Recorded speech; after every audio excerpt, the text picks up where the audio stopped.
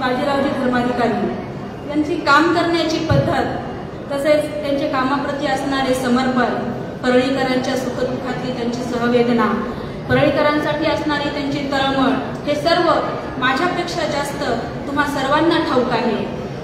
याच परंपरेतून नव्या उत्साहाने आणि नव्या दृष्टिकोनाने आपल्या परळीकरांच्या विकासासाठी त्यांच्यासारखेच प्रामाणिकपणे काम करण्याची माझी इच्छा आहे आणि तो माझा निर्धारही आहे. म्हणून यासाठी मला तुमची सून म्हणून, तुमची लेक म्हणून, तुमची बहीण म्हणून तुमचे आशीर्वाद द्यावे एवढी प्रार्थना यावेळेस करते. विकासाची गती आणि परळीची प्रगती हा संकल्प घेऊन मी आलेले आहे. तेव्हा आज मी तुमचं प्रेम, तुमचा विश्वास आणि तुमचा आशीर्वाद मागत आहे. वैद्यनाथाच्या परळीचा आपण जपूया वारसा, वैद्यनाथाच्या परळीचा आपण जपूया वारसा, चौफेर आणि सर्वंकष विकासाचा घेऊन हाती वसा. नगराध्यक्ष म्हणून मला आणि आपल्या महायुतीच्या सर्व उमेदवारांना भरभरून मते देऊन मायबाप जनता नक्कीच विजयी करणार असा विश्वास मला वाटतो. येणाऱ्या 2 तारखेच्या निवडणुकीमध्ये आपण महायुतीच्या घड्याळ, कमळ आणि धनुष्यबाण या चिन्हांसमोरील बटन दाबून भरघोस मतांनी विजयी करावे व आपल्या सेवेची संधी द्यावी. आणि आपले साहेब व ताईसाहेब या परळीसाठी रात्रंदिवस झटणाऱ्या दोन्ही नेतृत्वांचे हात अधिक बळकट करावेत एवढीच मी तमाम परळीकर चरणी प्रार्थना करते. मी उठणार नाही, मी मातणार नाही, मी उठणार नाही, मी मातणारही नाही आणि आपल्या परळीच्या सेवेचा घेतलेला वसा कधीही टाकणार नाही. एवढा एकच शब्द मी या क्षणी आपल्या सर्वांना देऊ इच्छिते. धन्यवाद. जय हिंद, जय महाराष्ट्र. धन्यवाद ताई. परळीच्या विकासाचे विजन सौभाग्यवती पद्मश्री बाजीराव धर्माधिकारी यांनी या ठिकाणी मांडलं. आपण सर्वजण मोठ्या संख्येने त्यांच्या मागे अधिक विक्रमी पदाधिकाऱ्यांनी त्या कशा पद्धतीने निवडून येतील त्यासाठी आपण सर्वांनी, सर्व कार्यकर्त्यांनी ताकदीने काम करायचं आहे. आता यानंतर प्रभू वैद्यनाथाची नगरी कायम समृद्ध आणि विकसित झाली पाहिजे अशी भूमिका असलेले आपल्या सर्वांचे लाडके नेते परळी विधानसभा मतदारसंघाचे आमदार माननीय श्री धनंजयजी मुंडे साहेब यांना मनोगत व्यक्त करण्यासाठी आमंत्रित करतो. जोरदार टाळीने आदरणीय साहेबांचे स्वागत करूया.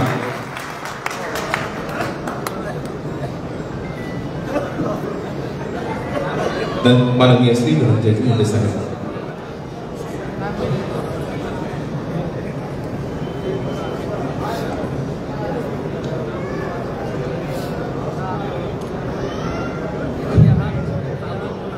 परळी नगर परिषदेच्या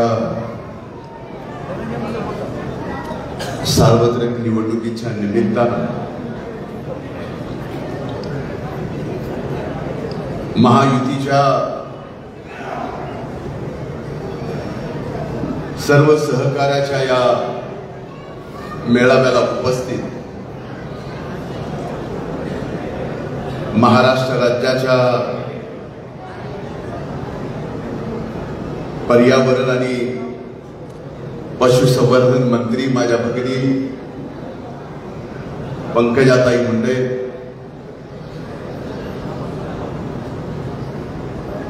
व्यासपीठावर उपस्थित महायुतीच्या भावी नगराध्यक्षा सो पद्मश्री बाजीराव धर्माधिकारी,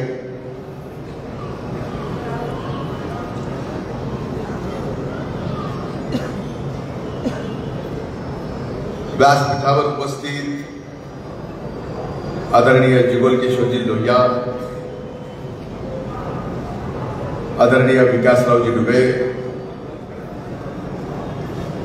भारतीय जनता पार्टीच्या शहराच्या अध्यक्षा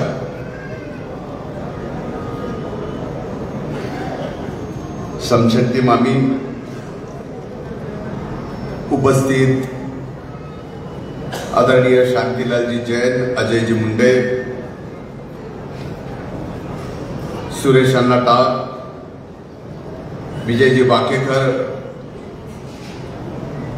अय्यूबभाई पठाण, वेंकटेश शिंदे, सचिनजी कागदे, संदीप लाहोटी, तालुका राष्ट्रवादी काँग्रेस पक्षाचे अध्यक्ष वैजनाथरावजी सोळंके, RH वावळे, निळकंठ साठे, वैजनाथराव माने, इथं उपस्थित समोर बसलेले आदरणीय अरुणजी टाक, आदरणीय प्रकाश देवा जोशी, अजीज कच्छी, रवींद्रजी परदेशी, राजेंद्रजी सोनी, आदरणीय श्रीहरी मुंडे, सन्माननीय रामभाऊ कुलकर्णी, महादेवरावजी इटके, प्राध्यापक मधुकर आघाव सर, डॉक्टर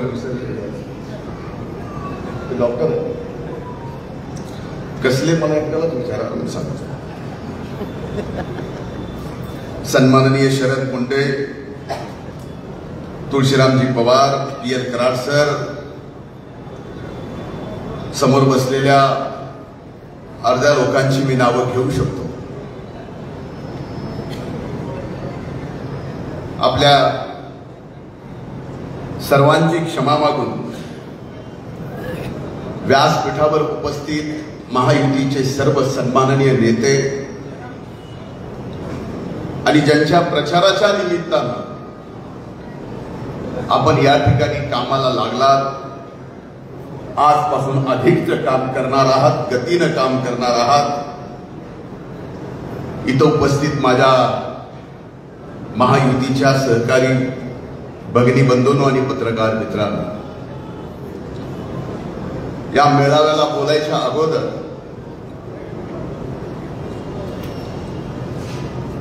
मला सांगितलं उमेदवारांचा परिचय करून द्या. महायुतीच्या आपल्या नगराध्यक्षाच्या उमेदवार आहेत, ज्या बाजीरावला त्यांनी पद्मश्री केलंय, त्या सौ पद्मश्री बाजीराव धर्माधिकारी.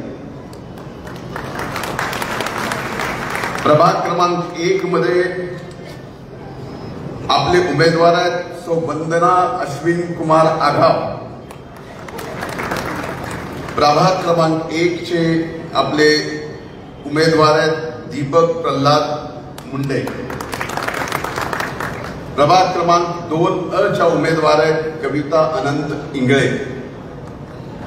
प्रभाग क्रमांक 2 चे उमेदवार आहेत अल्ताफ सरदार पठाण. प्रभाग क्रमांक 3 चे उमेदवार आहेत शेख अजीम मुजीब. प्रभाग क्रमांक 3 चे आपल्या उमेदवार आहेत शेख हुसेनाबी अमीन. प्रभाग क्रमांक 4 च्या उमेदवार आहेत नितीन नामदेव रोडे. प्रभाग क्रमांक 4 च्या आपल्या उमेदवार आहेत शांताबाई मुंजाजी नाईकवाडे. प्रभाग क्रमांक 5 च्या उमेदवार आहेत जयश्री शंकरराव मोगरकर. प्रभाग क्रमांक 5 चे उमेदवार आहेत वैजनाथराव सोळंके. प्रभाग क्रमांक 6 च्या उमेदवार आहेत अंजलीताई केशवराव बनसोडे. प्रभाग क्रमांक 6 चे उमेदवार आहेत आपले व्यंकटेश बाबुरावजी शिंदे. प्रभाग क्रमांक 7 चे उमेदवार आहेत सौ उषा किशोर केंद्रे. प्रभाग क्रमांक 7 चे उमेदवार आहेत सचिन रामनाथ सारडा. प्रभाग क्रमांक 8 च्या उमेदवार आहेत महानंदा रानबा वावळे. प्रभाग क्रमांक 8 चे उमेदवार आहेत शकील अहमद कुरेशी. प्रभाग क्रमांक 9 चे उमेदवार आहेत कार्तिक भाऊसाहेब कांबळे.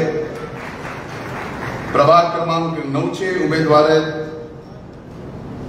खैसर राजा का पठान.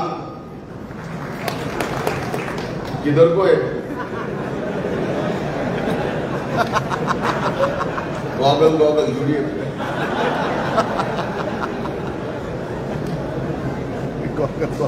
प्रभाग क्रमांक 10 च्या उमेदवार आहेत सरोजा गौतम डावरे.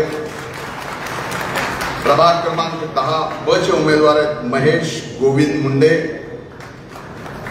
प्रभाग क्रमांक 10 च्या उमेदवार कुसुम अण्णासाहेब चाटे. प्रभाग क्रमांक 11 चे उमेदवार महादेव नागनाथ रोडे. महायुतीत पहिल्या बिनविरोध म्हणून निवडून आलेल्या आपल्या इथं उपस्थित 11 च्या उमेदवार जयश्री रवींद्र गित्ते.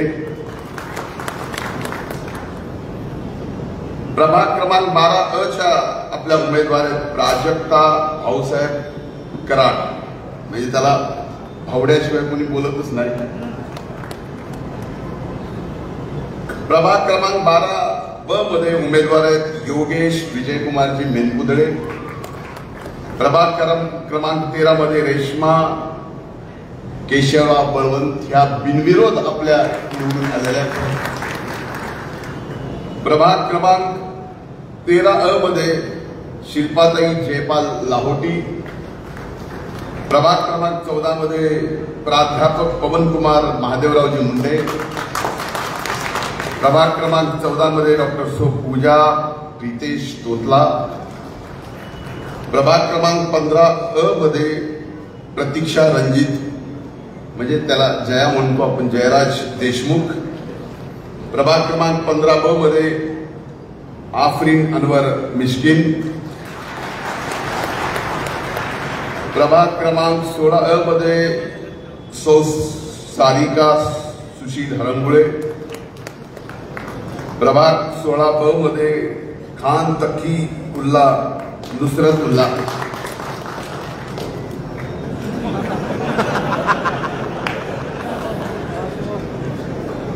प्रभाग क्रमांक 17 मध्ये रुपालीताई रमेश पवार.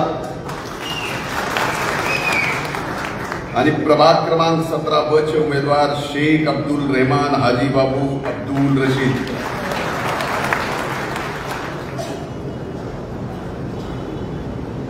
हे सर्व महायुतीच्या उमेदवाराचा प्रचार परिचय आपल्याला मी करून दिला. तसा परिचय तुम्हाला होता. मेळावा प्रचाराच्या नारळ फोडायची सुरुवात त्यामध्ये मग उमेदवाराच्या परिचयाचा प्रपंच आलाच. म्हणून थोडासा वेळ घेतला. मला आज सांगायला अभिमान वाटतो. ताईंना हे माहित आहे का नाही मला माहित नाही, पण उभ्या महाराष्ट्रात पूर्ण महायुती म्हणून एकत्र लढणारी ही परळीची महायुतीची नगर परिषदेची निवडणूक आहे की ज्याच्यात भारतीय जनता पार्टी, राष्ट्रवादी काँग्रेस पक्ष, शिवसेना आणि रिपाई सुद्धा मोकळं नाही जागा देऊन उगच नाही. म्हणून ज्या वेळेस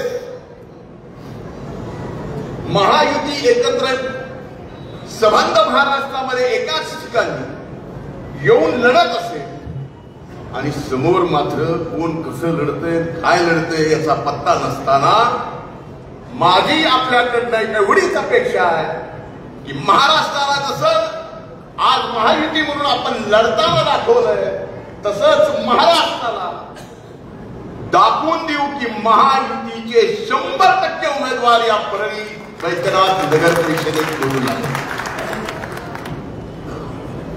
काही अडचणच नाही.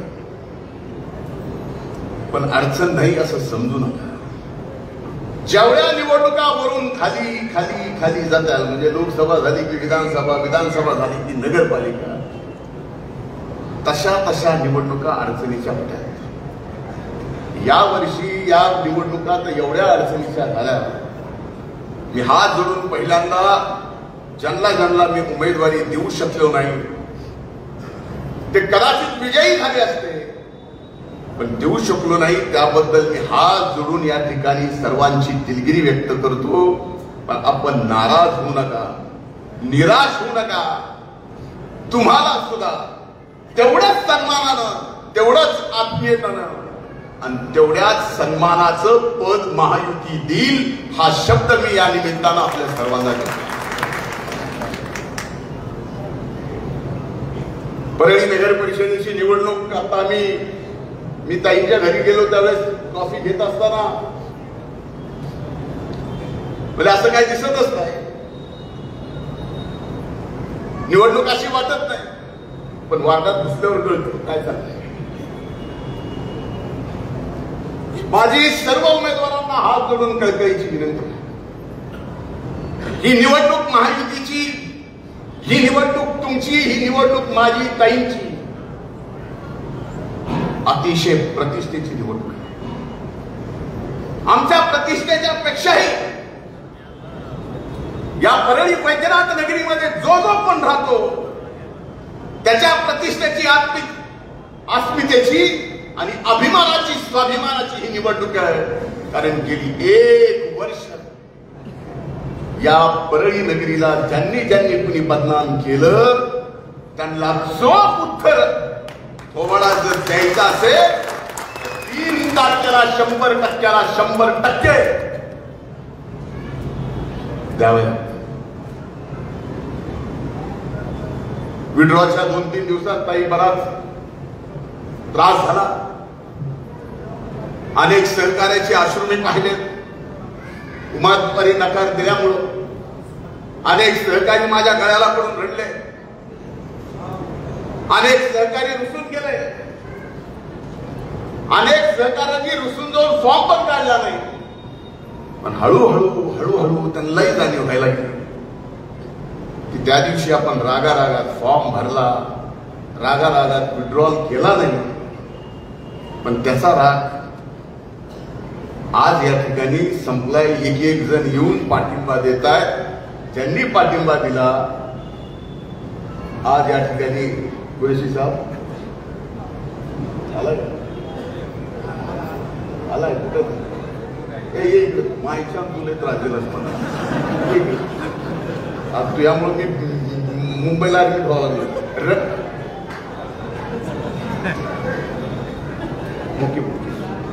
रवी मुळे यांच्या पत्नी प्रभाग क्रमांक 2 मध्ये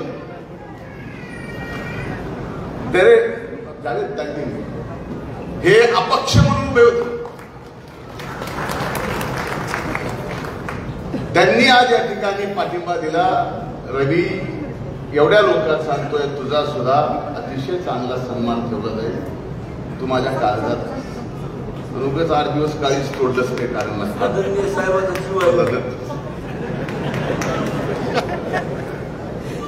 5-6 दिवस उभे जीवाला त्रास दिला.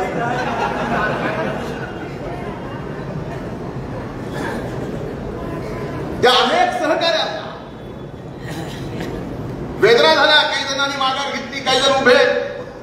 आजही काही जणांना वाटतं की आपण निवडून येतो.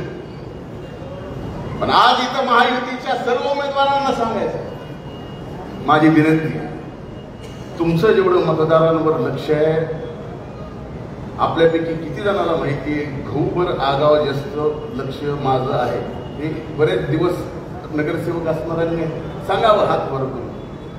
त्याच्यामुळं आपली जशी जोडी लावली आहे, ज्याच जोडीला मतदान मागायचं तसंच. आणि वरती घड्याळ, वार्डात कमळ आहे, घड्याळ आहे, कमळ घड्याळ घड्याळ. वार्डात धनुष्य, कमळ आहे, धनुष्य कमळ घड्याळ. वार्डात घड्याळ आहे, धनुष्य, घड्याळ घड्याळ धनुष्य. याच्या पलीकडं दुसरं कृपा करून करू नका. इथं भर निवडणुकीत आम्हाला काहीतरी उगच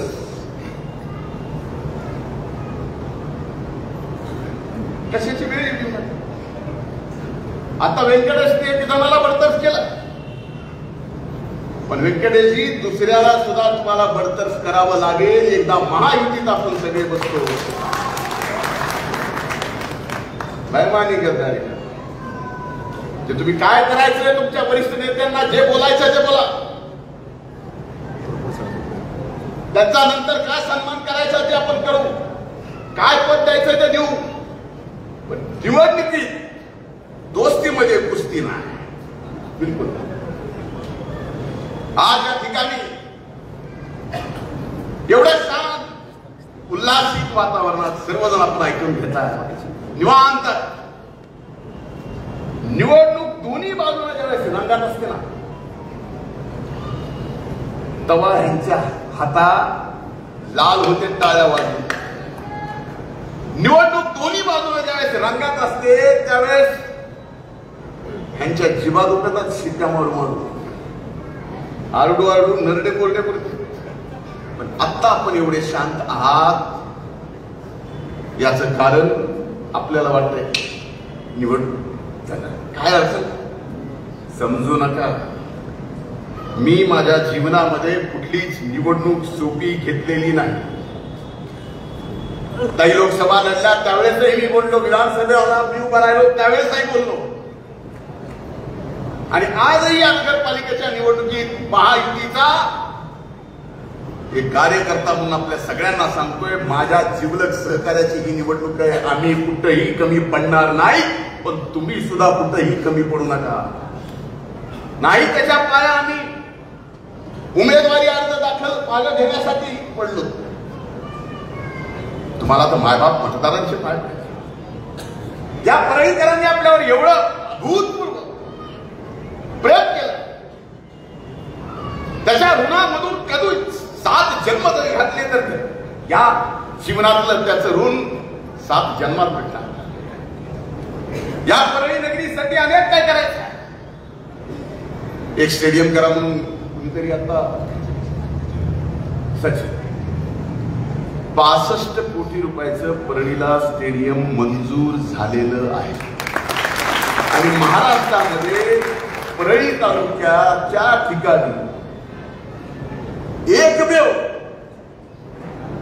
परळी तालुक्याच्या ठिकाणी परळीतच या ठिकाणी एवढं मोठं स्टेडियम नाही तर क्रीडा संकुल या ठिकाणी होत. अनेक व्यापाऱ्यांशी मी मध्ये अनेकदा चर्चा केली.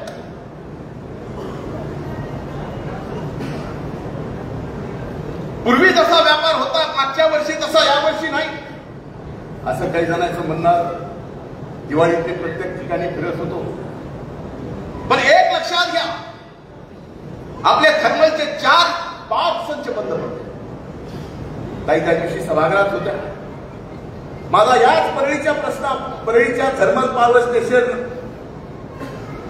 9 संच मंजूर करण्याच्या संदर्भात मी प्रश्न उपस्थित केला होता. माननीय मुख्यमंत्र्यांनी उत्तर दिलं की 9वा संच मिळवून द्यायचा प्रयत्न तर करूच, पण ते जर नाही झालं तर 350 मेगावॉटचा सोलारचा प्रकल्प आपल्या या थर्मलच्या जागेमध्ये देण्याचं सभागृहात त्यांनी मान्य केलं. परळीची नगरपालिका मधल्या काळात प्रशासकांनी चालवली. पण आजपर्यंत बघा, परळीच्या नगरपालिकेने कधीच कुठल्याही अनेक व्यापारी सांगू शकतो जे टॅक्स देते. परळी नगरपालिकेने मागच्या 10 वर्षात कुठलाही 1 रुपयाचा टॅक्स ना पाण्याचा ना कशाचा वाढवला. एक प्रसंग असा आला त्यावेळेस आपण एकत्र कुठे केशवराव माळी साहेब आले. सुप्रीम कोर्टाने 9 कोटी रुपयाची ऑर्डर दिली. 9 कोटी रुपये त्यांना द्या, त्याच्याशिवाय तुमचे खाते बंद 1 वर्ष राहिले. नगरपालिका चांगली चालली.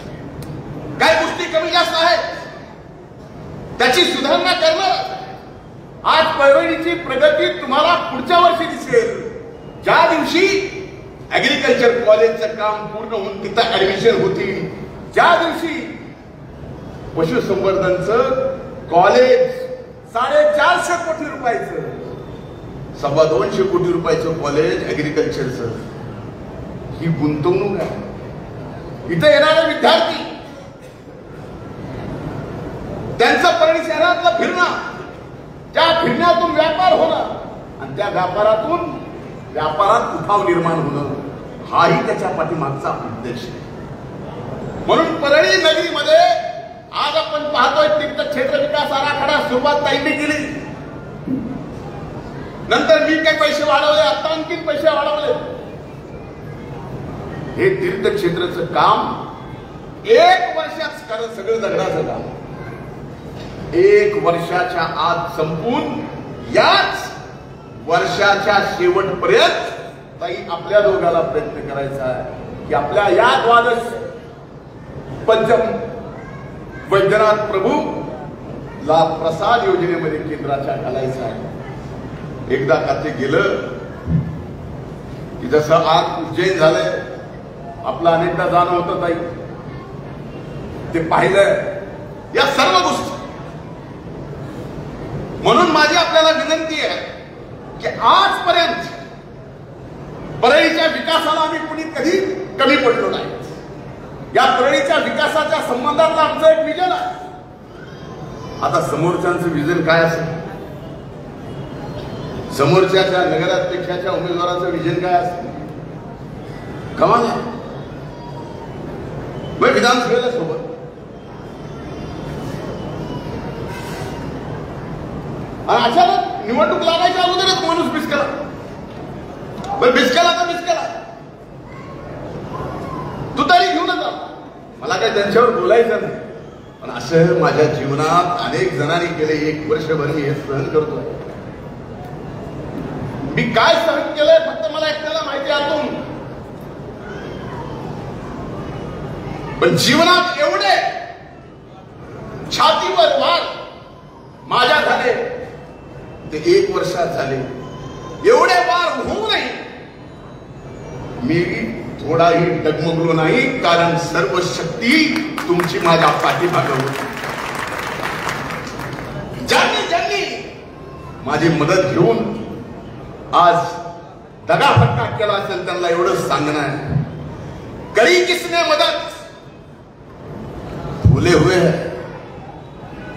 करी किसने मेहनत भूले हुए हैं, करी किसने मदद भूले हुए हैं, समंदर का वो हद भूले हुए हैं.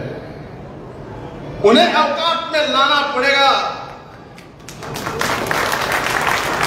उन्हें औकात में लाना पड़ेगा. कई तालाब अपनी हद भूले हुए हैं.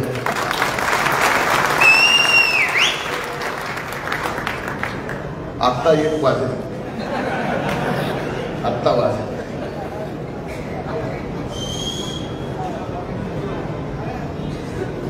परळीत जायचं उठसूट कसं यावं करायचं का, या गोष्टीचा तुम्हाला वेदना नाही झाला? हो, मला माहिती.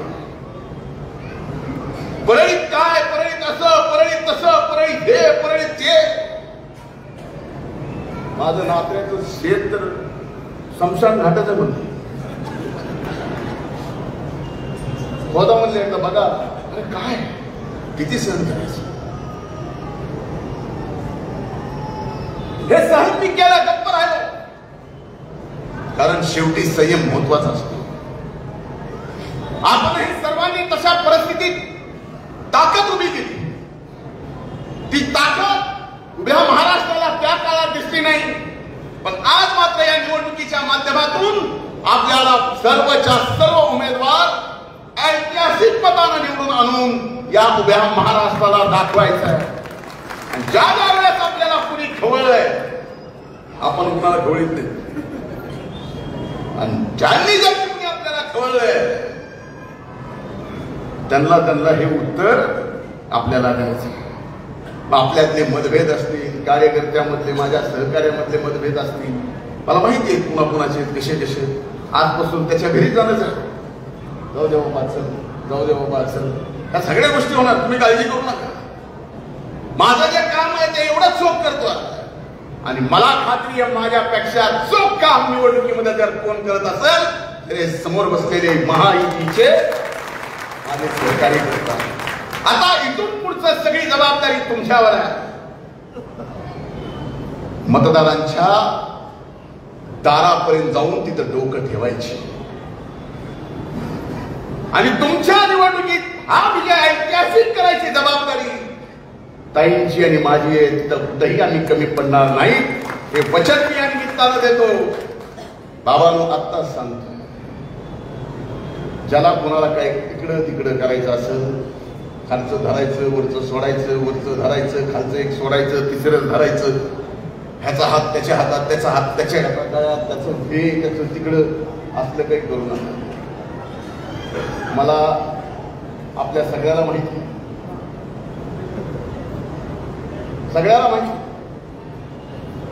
शकील भाई साहब है, अल्ताफ भाई यहाँ पे, अनवर मियाँ,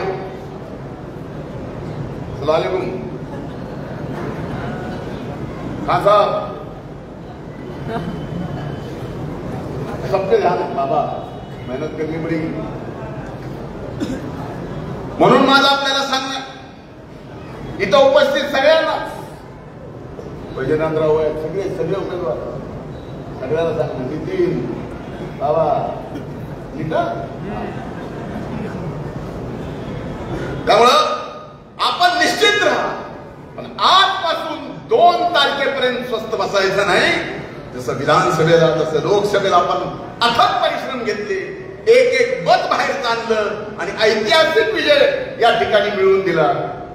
एवढ्या मतानं ताई खरंच निवडून आलो नसतो ना, तर मला वाटतं एवढा वर्षभर मला त्रास झाला नसता. पण इतिहास रचायचा होता, इतिहास रचवला, आणि ते इतिहास रचवताना जर एवढा त्रास झाला तरी चालेल, प्राण गेले तरी चालेल, गेले तर याच परळीच्या मातीसाठी जावे, या परळीतल्या मातीतल्या माणसासाठी जावे. आजपर्यंत सेवा करत आलाय, 12 महिने 24 तास जगमित्र चालू होतं. जे काही असेल नसेल गोरगरिबाला मदत आपण करत होतो. आज 9-10 महिने झाले कार्यालय चालू आहे, काम चालू आहे. हे सगळं बोलत असताना आपल्यासोबत आपला एक व्यक्ती नाही याची जाणीव पण होते. माझ्यासारख्या एक कार्यकर्ता म्हणून, सहकार्याला सहकार्य समजतो म्हणून मला सुद्धा याची कुठेतरी आजच्या कार्यक्रमात जाणीव करून द्यावी लागते. काय चुकलं काय नाही ते बघेल न्यायालय, ती जाणीव नक्कीच. म्हणून आज या 8-9 महिन्यात जरी कुठं आम्ही कमी पडलो असेल तर येणाऱ्या 4 वर्षात ती कमी पूर्ण भरून काढायची जबाबदारी या ठिकाणी आम्ही दोघेही घेतो. पुन्हा एकदा आपल्याकडनं पूर्ण ताकदीने लढण्याची अपेक्षा ठेवून इथंच थांबतो. खूप खूप धन्यवाद. जय हिंद, जय महाराष्ट्र, जय महायुती. धन्यवाद साहेब. आनंद सर,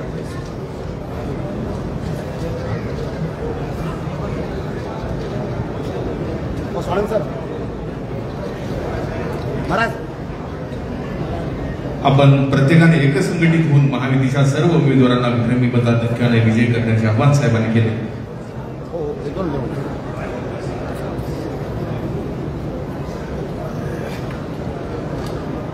विजय श्रीराम कुंदिले यांनी 4B मध्ये, वार्ड क्रमांक 4B मध्ये जाहीर पाठिंबा दिलेला आहे. त्यांचं स्वागत या ठिकाणी करण्यात येत आहे. एकदा जोरदार टाळ्या वाजवून त्यांच्या पाठिंब्याचा आपण स्वीकार करूया आणि त्यांना विनंती की बैलासमोर यावं. त्यांचा सन्मान या ठिकाणी आदरणीय ताईसाहेबांच्या आणि साहेबांच्या शुभ हस्ते. आणि प्रभाग क्रमांक 14 मध्ये हा कार्यक्रम होत आहे. येथील उमेदवार श्री पवन मुंडेसर आणि सौभाग्यवती डॉक्टर पूजा प्रितेश तोदला या आदरणीय ताईसाहेबांचा आणि साहेबांचा सन्मान करणार आहेत. त्यामुळे पवन सर आणि सौभाग्यवती डॉक्टर पूजा प्रितेश तोदला यांना विनंती की आपण समोर यावा. हा कार्यक्रम ज्या वार्डामध्ये होतोय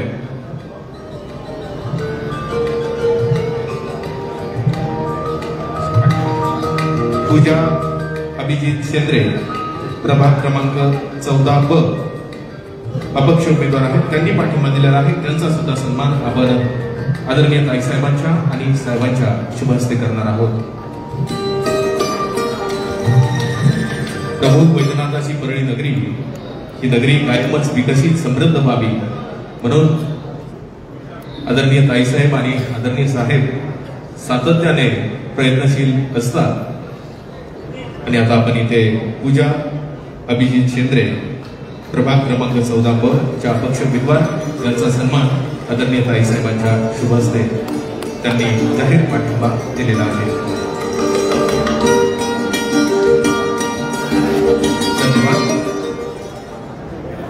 धन्यवाद. बीड जिल्हा आणि परळी तालुका याचा शाश्वत विकास झाला पाहिजे ही दूरदृष्टी ठेवणाऱ्या आपल्या सर्वांच्या लाडक्या नेत्या माननीय पंकजाताई गोपीनाथरावजी मुंडे यांचं जोरदार टाळ्यांनी स्वागत करूया मनोगत व्यक्त करण्यासाठी.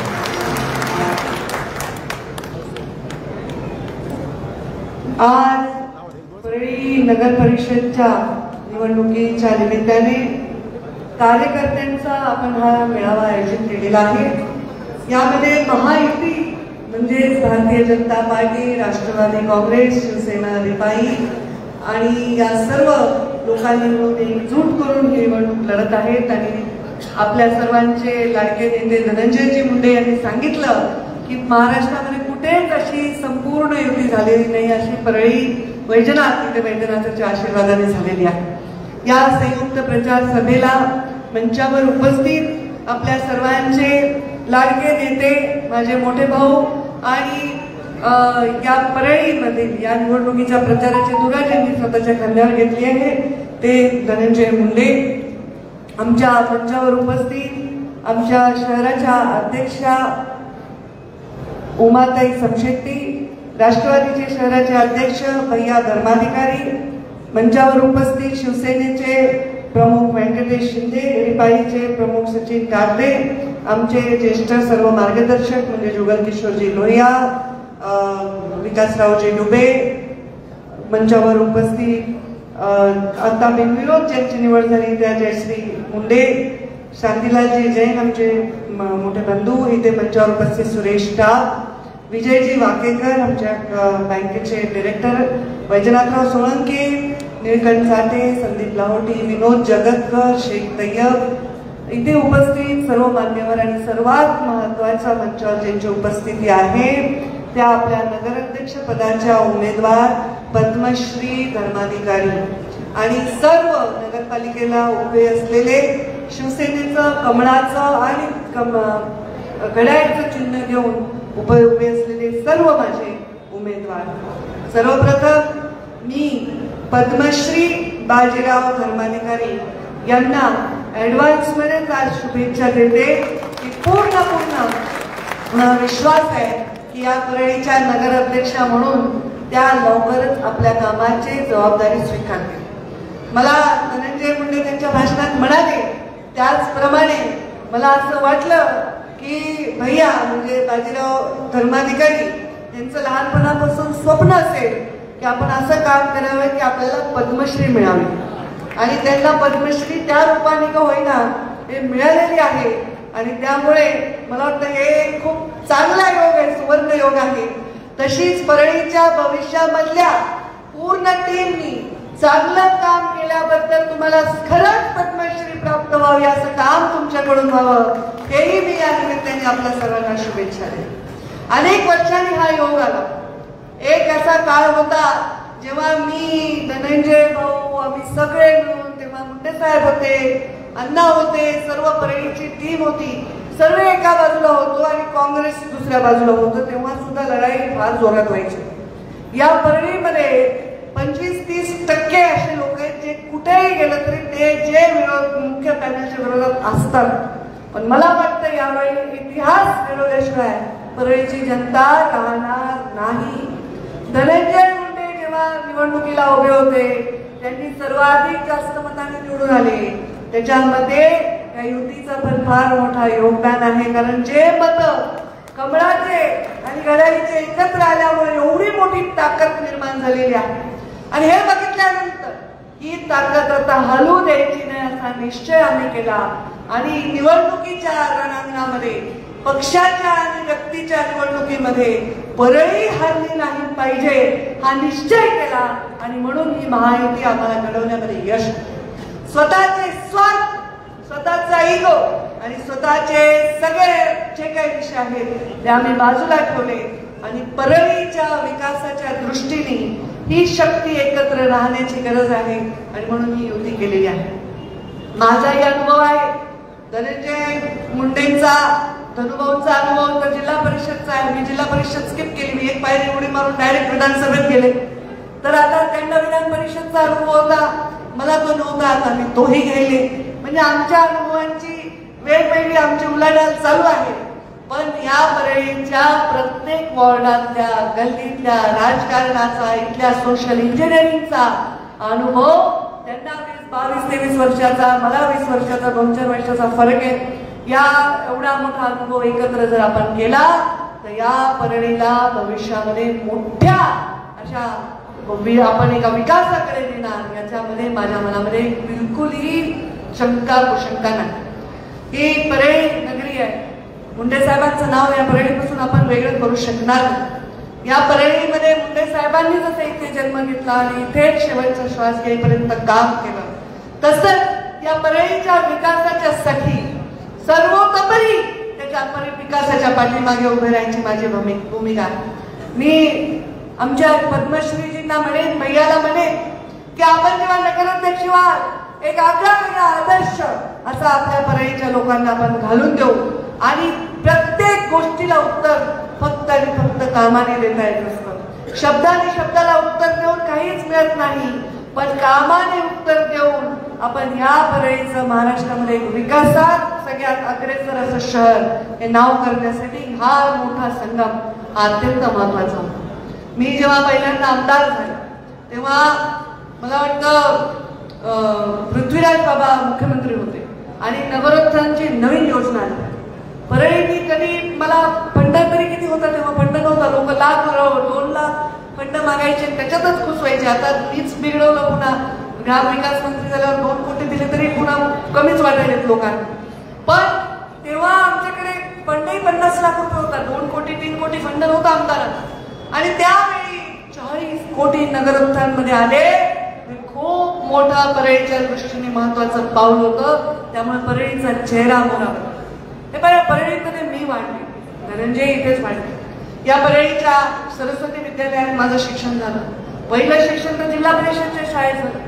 सायकलवरून ट्युशनला, सायकलवरून शाळेला, सायकलवरून मैत्रिणींच्या वाढदिवसाला, कशालाही या परळीमधून प्रत्येक रस्त्यावरून मी फिरले.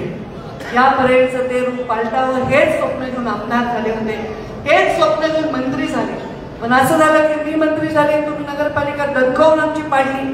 त्यामुळे जे परळीसाठी मला करायला शक्य होतं ते करता आलं नाही. म्हणून हा विषय आम्ही आता बाजूला केला आहे की आपण जर एकत्र निवडणूक लढलो तर विकास जिंकेल ही भावना आमच्या मनामध्ये आहे आणि तो विकास जिंकवण्यासाठी आम्ही एकत्र केला. आता त्यांच्या काही खास गोष्टी आहेत, आमच्या काही खास गोष्टी आहेत. या 2 खास गोष्टी एकत्र झाल्यानंतर किती परळीच्या दृष्टीने खास असे निर्णय होतील याचा आपण कल्पनाही करू शकत नाही. परळीमध्ये माझा पहिल्यांदा निधी आला होता. परळीच्या नगरोत्थानासाठी नगर विकासच्या माध्यमातून पहिलं काम युवसेनेला आठवत असेल हे आपण मुस्लिम एरियामध्ये दिलं होतं. 5 कोटीचा रस्ता. कारण मी प्रचाराला जायचं, मला वाटायचं किती नाल्या वाहिलेल्या आहेत, रस्त्यावर चिखल आहे, डास आहेत, पूर्णपणे विकासाची गरज या माझ्या मुस्लिम बांधवांना आहे. पहिलं काम मला आठवते का युवसेना आपण तिथे बंगल्यावर केलं का पहिल्यांदा रस्ता कन्याशाळेच्या पलीकडे जाऊन तर हे काम केलं. पहिल्या विकासाचं काम करत असताना आपण काळात्राई मंदिरापासून काम करायला सुरुवात केली. या परळीमधला महत्वाचे जे रस्ते आहेत, मुंडे साहेब असताना, भुजबळ साहेब PWD मंत्री असताना हा रस्ता मंजूर झाला होता, जो इटके कॉर्नर पासून ते आता आपल्या गरुड चौकापर्यंत हे रस्ते मंजूर झाले. नगरोत्थानमध्ये या परळीमधले टावरचे वगैरे सगळे महत्वाचे रस्ते केले. त्याच्यानंतर धनंजय पालकमंत्री झाले आणि धनंजय धनुभाऊनी त्या काळामध्ये नगरपालिकेची सत्ताही त्यांची होती. त्यांनी मला वाटतं पाणी पुरवठ्याच्या वगैरे योजना राबवल्या. यामध्ये माझी अशी सूचना असेल, माझी अशी विनंती असेल की जोही नगरसेवक निवडून येईल त्यांनी त्याच्या नगरसेवक म्हणून त्याच्या वॉर्डामध्ये रोज जनता दरबार घ्यायला पाहिजे. रोज सकाळी नळाला पाणी आलंय का नाही हे बघितलं पाहिजे. मला आठवतं जेव्हा मी पालकमंत्री होते सुरुवातीच्या काळामध्ये जुगलसेठ आपण नगराध्यक्ष होते, तर कुठे जर मी रस्त्याने चालले पाईप वाया गेला की तिथंच थांबून म्हणायचे इथे पाणी वाया झालं. कुठे पाणी नसेल तिथल्या तिथे निकाल लावण्यासाठी नगरसेवकाचा रोज संपर्क जसा आहे भावड्यांचा ना, खूपच तुमचं सगळे नाव घेतात. भावड्यांचा खूप मोठा भावड्यात म्हणतात आता सगळे कंसात नाव सुद्धा पेपरमध्ये तेच लिहिलेलं आहे. तर खूप लगेच अरे पवन आमचा म्हणतो, पवन मुंडे सकाळी सकाळी दुकान लिहिलंय आमच्या दारी. लोक येतात, खूप कठीण काम आहे नगरपालिकेचं, ते हे केलं पाहिजे. चुकीच्या पद्धतीने रस्त्यावर खूप अतिक्रमण येते, व्यवस्थित त्यांचं नुकसान न होता बाजूला करून रस्ते मोठे केले पाहिजे. परळीमध्ये पाणी पुरवठ्याच्या योजनांमध्ये काही त्रुटी राहिल्या असतील त्या त्रुटी पूर्ण केल्या पाहिजे. जे रस्ते लेवल झाले, समजा फुटपाथ वर झाले, रस्ता खाली झालाय, म्हणजे उद्या भरपूर पाऊस पडला तर ते अडचण नाही झाली पाहिजे, हे आपण दुरुस्त केलं पाहिजे. आणि सगळ्यात गरीब वस्ती या चकाचक आधी केल्या पाहिजे. गरिबांची सेवा करण्यासारखं मोठं पुण्य कुठलंही नाही. आणि गरिबाला कुठलीही जात नसते, गरिबाला कुठलाही रंग नसतो. हिरवा असेल, पिवळा असेल, भगवा असेल, निळा असेल, गरिबाला फक्त कळतं त्या हाताला काम आणि पोटातली भूक, आणि ती त्यांना उपलब्ध करून देण्यासाठी या भागामध्ये रोजगार मोठ्या प्रमाणामध्ये आपण उपलब्ध केला पाहिजे. आपल्या जिल्ह्यामध्ये एखाद्या कारणामुळे एखादी बदनामी झाली तर ज्याच्यामध्ये त्याचा काही संबंध नसतो ना, तो माणूस हा त्याच्यामध्ये दिसला जातो. गावाबरोबर किडे रगडले जातात आणि त्यांना त्रास होऊ नये म्हणून इथे उद्योग आला पाहिजे याच्यासाठी प्रयत्न आहे. धनुभाऊनी सांगितलं, धनुभाई कृषी मंत्री असताना त्यांनी इथे कृषीचं महाविद्यालय आहे. मी आता पशुसंवर्धन मंत्री झाल्यानंतर पशु वैद्यकीय इथे महाविद्यालय आहे. 450 कोटी रुपये अजितदादा पवार जेव्हा त्या अर्थमंत्री असताना पहिला माझा दौरा होता तेव्हा बारामती आणि परळी असं मंजूर करून त्यांनी त्याला निधी सुद्धा मंजूर केला. आणि एक मोठं, आता आपण आचारसंहितेमुळे थांबलाय नाही तर त्याचा एक भूमिपूजनाचा सोहळा करायची आमची तयारी. मग इथे विद्यार्थी येतील, बाहेर विद्यार्थी आले तर इथे शिक्षणाला येतील, शिक्षणाला आले तर 4 पैसे खर्च करतील. मार्केटमध्ये म्हणजे लोकांना छोट्या छोट्या गोष्टी, पेइंग गेस्ट म्हणून कोणी राहील, कोणी जसं एखादं शैक्षणिक शहर असतं तसं वातावरण इथे आपण निर्माण करू शकतो. आपल्या कधी कधी मला वाटतं की आपसातल्या संघर्षामुळे सुद्धा विकास खूप वेळा लटकून राहतो, लांबून राहतो, ते सुद्धा आपण टाळण्याचा प्रयत्न करू. सामान्य माणसाची, गरिबाची सेवा करण्यासाठीच आम्ही राजकारणात. मुंडे साहेबांनी सर्व वैभव माझ्याकडे असताना मला लोटले कष्टामध्ये.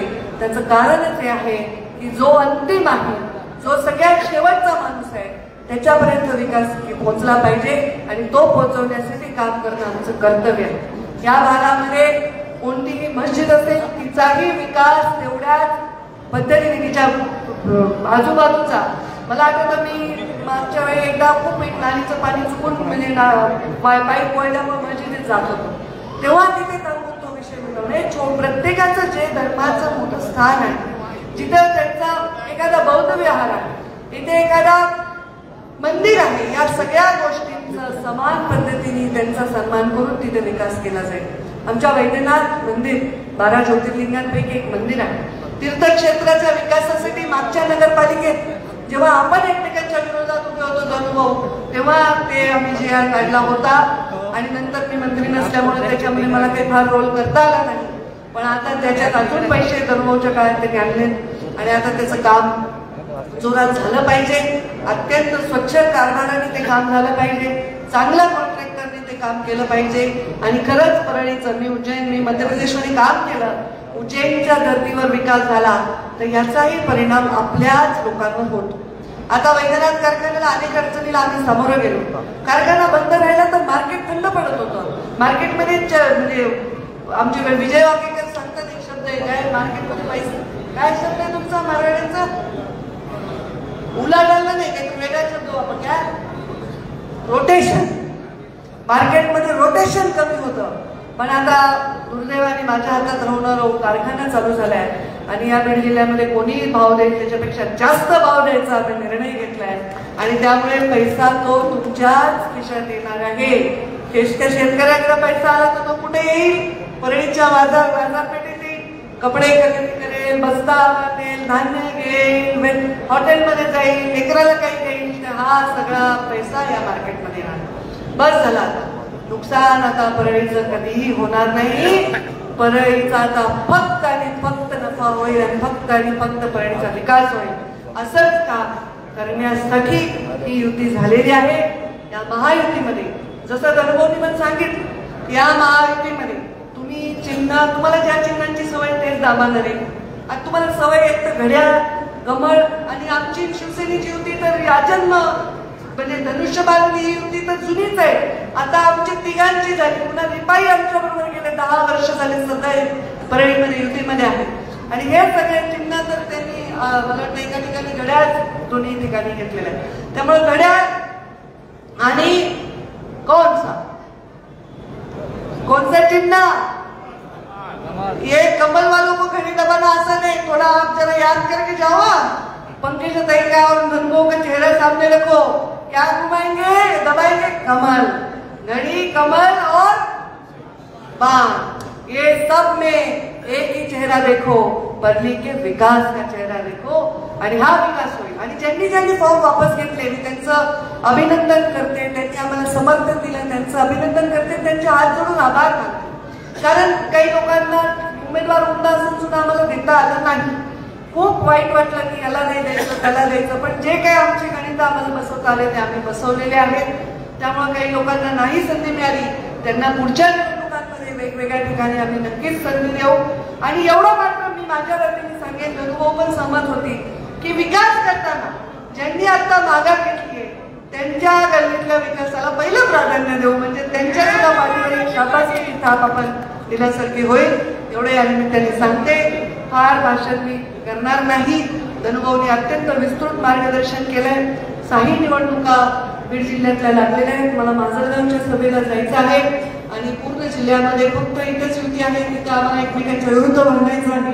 त्याच्यामुळे तिकडे मला जाऊन आज कार्यक्रम आहे, तर आपण सर्वजण हात जोडून विनंती करते ही आमची युती यशस्वी करा, ही महायुती यशस्वी करा आणि परळीच्या विकासामध्ये पहिल्यांदा असं होईल की आम्ही दोघं मिळून लक्ष घालू. तर धनंजय मुंडेंचे प्लस पॉईंट असतील, काय माझे मायनस असतील तर ते कव्हर करतील, त्यांचे मायनस पॉईंट असेल तर मी म्हणेल हे राहू द्या ते करा. तर एकमेकांना आमच्या धाक लावून आम्ही तुमच्यासाठी चांगलं काम नक्कीच या निमित्ताने करू असं या निमित्ताने सांगते आणि माझ्या वाणीला मी विराम देते. धन्यवाद. जय हिंद, जय महाराष्ट्र. धन्यवाद. आपल्याला विनंती 2 मिनिटं बसा. आपल्याला काही सूचना आहे. आदरणीय ताईसाहेबांनी महायुतीच्या सर्व उमेदवारांना प्रचंड मताने विजय करा ही सूचना आणि असा नक्कीच या निमित्ताने करू असं या निमित्ताने सांगते आणि माझ्या वाणीला मी विराम देते. धन्यवाद. जय हिंद, जय महाराष्ट्र. धन्यवाद. आपल्याला विनंती 2 मिनिटं बसा. आपल्याला काही सूचना आहे. आदरणीय ताईसाहेबांनी महायुतीच्या सर्व उमेदवारांना प्रचंड मताने विजय करा ही सूचना आणि असा नक्कीच या निमित्ताने करू असं या निमित्ताने सांगते आणि माझ्या वाणीला मी विराम देते. धन्यवाद. जय हिंद, जय महाराष्ट्र. धन्यवाद. आपल्याला विनंती 2 मिनिटं बसा. आपल्याला काही सूचना आहे. आदरणीय ताईसाहेबांनी महायुतीच्या सर्व उमेदवारांना प्रचंड मताने विजय करा ही सूचना आणि असा नक्कीच या निमित्ताने करू असं या निमित्ताने सांगते आणि माझ्या वाणीला मी विराम देते. धन्यवाद. जय हिंद, जय महाराष्ट्र. धन्यवाद. आपल्याला विनंती 2 मिनिटं बसा. आपल्याला काही सूचना आहे. आदरणीय ताईसाहेबांनी महायुतीच्या सर्व उमेदवारांना प्रचंड मताने विजय करा ही सूचना आणि असा नक्कीच या निमित्ताने करू असं या निमित्ताने सांगते आणि माझ्या वाणीला मी विराम देते. धन्यवाद. जय हिंद, जय महाराष्ट्र. धन्यवाद. आपल्याला विनंती 2 मिनिटं बसा. आपल्याला काही सूचना आहे. आदरणीय ताईसाहेबांनी महायुतीच्या सर्व उमेदवारांना प्रचंड मताने विजय करा ही सूचना आणि असा